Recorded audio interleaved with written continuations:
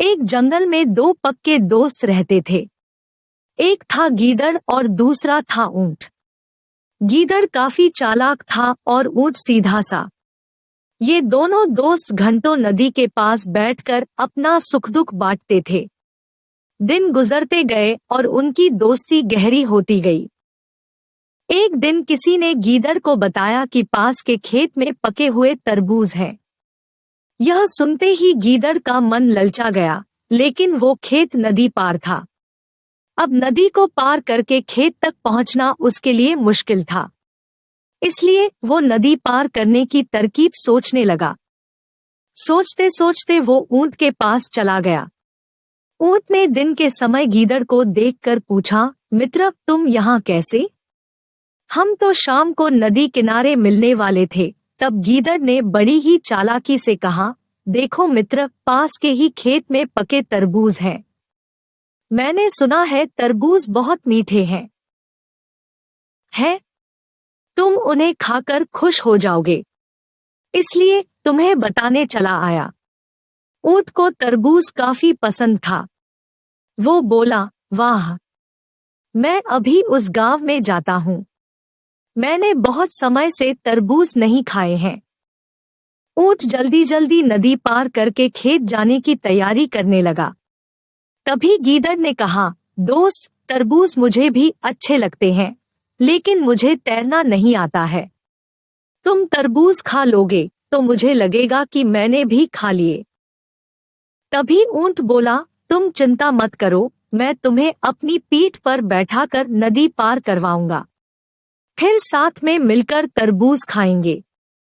ऊंट ने जैसा कहा था वैसा ही किया।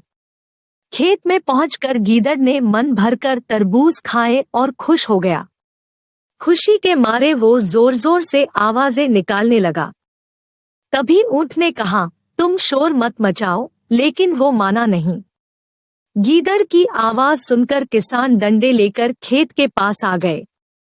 गीदड़ चालाक था, इसलिए जल्दी से पेड़ों के पीछे छुप गया। ऊंट का शरीर बड़ा था, इसलिए वो छुप नहीं पाया। किसानों ने गुस्से के मारे उसे बहुत मारा। किसी तरह अपनी जान बचाते हुए ऊंट खेत के बाहर निकला। तभी पेड़ के पीछे छुपा गीदड़ बाहर आ गया। गीदड़ को देखकर ऊंट ने गुस्से में पूछा, तुम क्यों इस तरह चिल्ला रहे थे?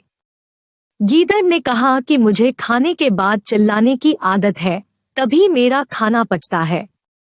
इस जवाब को सुनकर ऊंट को और गुस्सा आ गया। फिर भी वो चुपचाप नदी की ओर बढ़ने लगा। नदी के पास पहुंचकर उसने अपनी पीठ पर गीदड़ को बैठा लिया। इधर ऊंट को मार पड़ने से मन ही मन गीदड़ खुश हो रहा था। उधर नदी के बीच में पहुंचकर ऊंट ने नदी में डुबकी लगानी शुरू कर दी। गीदड़ डर गया और बोलने लगा, यह क्या कर रहे हो?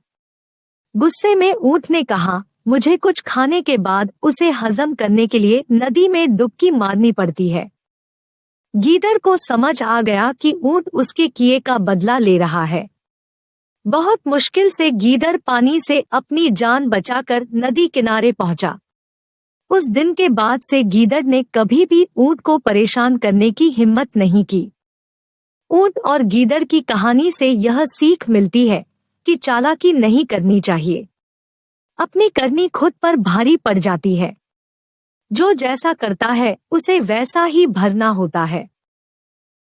इस प्रकार की ज्ञानवर्धक एवं रोमांचक कहानियों के लिए हमारे चैनल को सब्सक्राइब करें। धन्यवाद।